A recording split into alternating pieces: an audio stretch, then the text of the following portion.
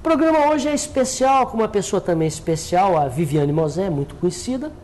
Viviane é capixaba, acaba de lançar um livro sobre história, embora ela seja uma filósofa, uma psicóloga, psicanalista. Obrigado pela presença. Eu agradeço. É um ato de ousadia, você mesmo disse isso no lançamento do livro no Instituto Histórico Geográfico, né?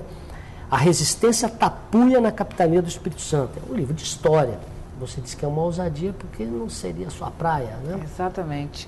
Mas é uma ousadia, Nami, que eu acho que é importante hoje em dia, né? Hoje em dia as áreas, elas tendem a se encontrar. Essa segmentação dos saberes, que uma área protege a si mesma e se afasta das outras, sabe? Esse corporativismo do saber é o que hoje a gente tem que combater.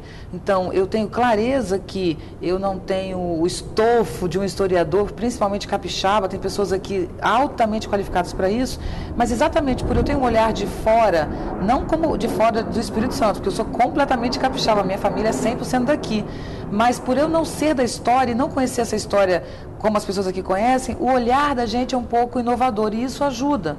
Então eu percebi, eu fiz uma leitura da nossa história, uma leitura realmente dedicadíssima, eu passei a morar naquele arquivo público, eu li todos os viajantes estrangeiros que passaram aqui no século XVI, todo o material primário, sabe, fonte primária, eu realmente estudei bastante sobre isso, mas o legal é conseguir olhar com um olhar afirmativo e inovador que nos ajude a viver bem hoje. Então, essa é a intenção do livro. Então, vamos elucidar aqui o que aparenta ser um paradoxo. Você valoriza a resistência tapuia, os índios, né?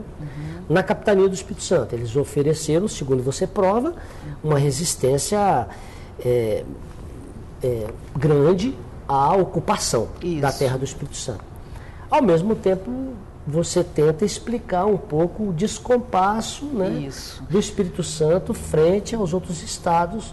A gente poderia, então, o paradoxo que eu estou dizendo, você poderia culpar os tapuias e a resistência dos tapuias pelo atraso na chegada do desenvolvimento aqui no Espírito Santo? Esse é o ponto mais bacana, pelo seguinte: os tapuias foram responsáveis, não pelo atraso, mas pela não ocupação do solo. Então, a questão nossa nós não temos um atraso de fato, nós somos mais novos. Apesar do Estado do Espírito Santo, apesar da capitania do Espírito Santo ter sido, entre aspas, inaugurada, fundada em 1535, nosso Estado só foi ocupado, o interior do Estado, fora a faixa litorânea, só foi ocupado basicamente no século XX.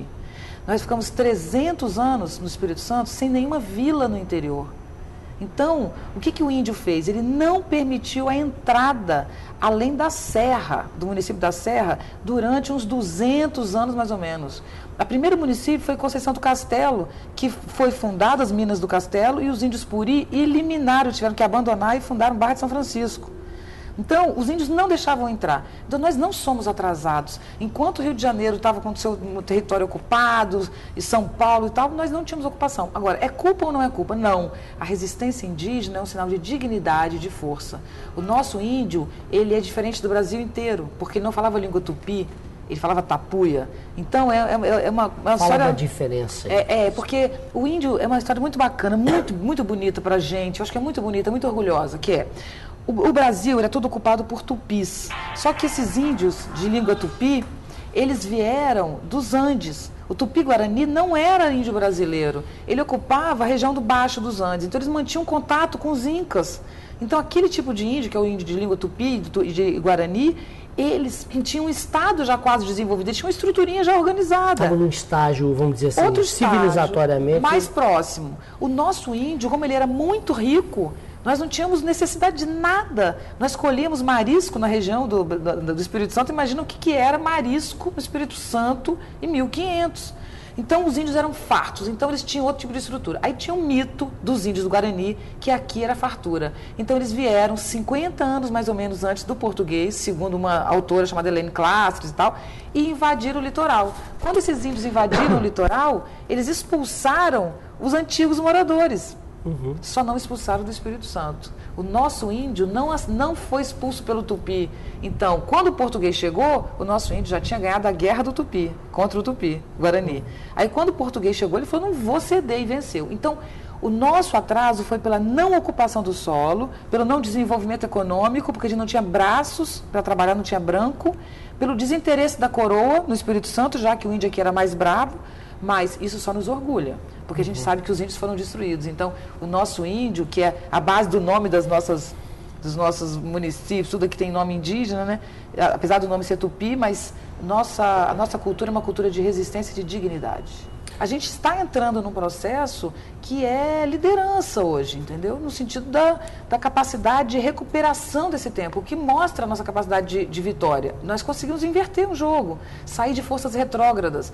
Nós ainda temos forças retrógradas no Espírito Santo, mas a gente já venceu uma boa parte disso. Nos meus 20 anos fora, a diferença que eu vejo aqui é muito grande. Agora, a diferença dos outros municípios, outros estados do interior, é que o Espírito Santo sempre esteve na região privilegiada.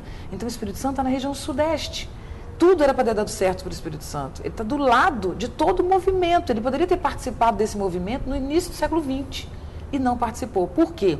Porque no final do século XIX, Nami, o Espírito Santo tinha 0,5% da população do Brasil.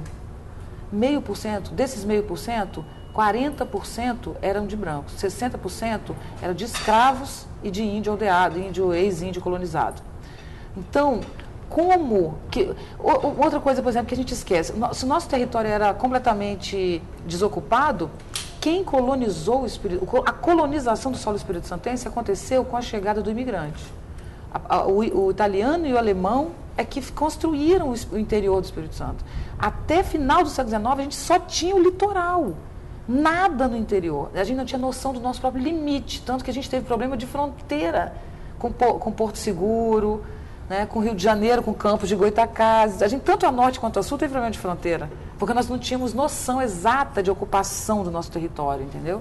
O próprio norte, o norte tomando do Rio Doce para cima, só começou a ser explorado mesmo, ocupado mesmo, agora no início do século XX. No início do século a própria XX. ponte de Colatina é de 28. Exatamente. É isso, uma coisa que me espantou, que a gente não sabe. Essas coisas são boas para a gente aprender.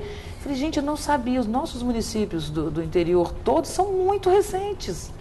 O interior do Espírito Santo é muito recente. Então, se você compara com Recife, por exemplo, entendeu? Recife, que é uma cidade que não é São Paulo nem Rio, não é esse eixo, já tinha escolas de qualidade, construções. Se você vai a Recife, você encontra construções do início do século, no final do século XIX, que são belas construções. Por isso que Vitória, quando eu era garota, eu falava, por que aqui não tem monumento na cidade, sabe? Monumentos antigos tem sim, tem o palácio, mas são muito poucos.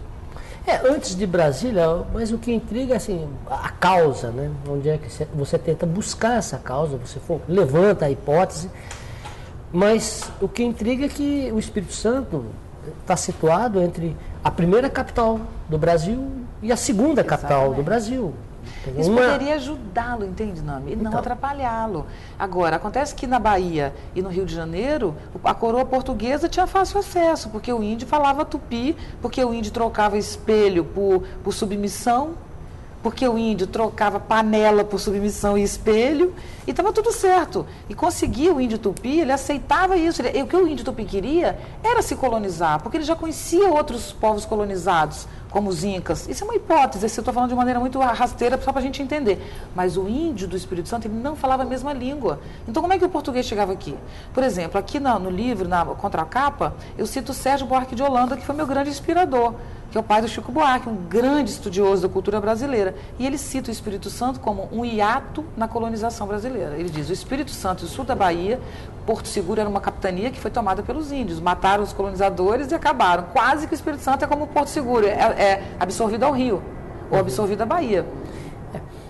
É claro que, levantada a tese, né, nós vamos ver como é que deve ser o seu interesse, como que isso repercute esse é o meu interesse. Na busca da identidade do capixaba, né, da identidade que eventualmente vai lhe proporcionar uma autoestima, etc. Mas isso vai ficar para o próximo programa. A gente vai continuar no segundo programa com a Viviane Mosé, falando sobre esse assunto e também sobre os outros planos dela. A gente então volta no próximo programa. Obrigado por essa parte da entrevista. Eu que agradeço. Obrigada.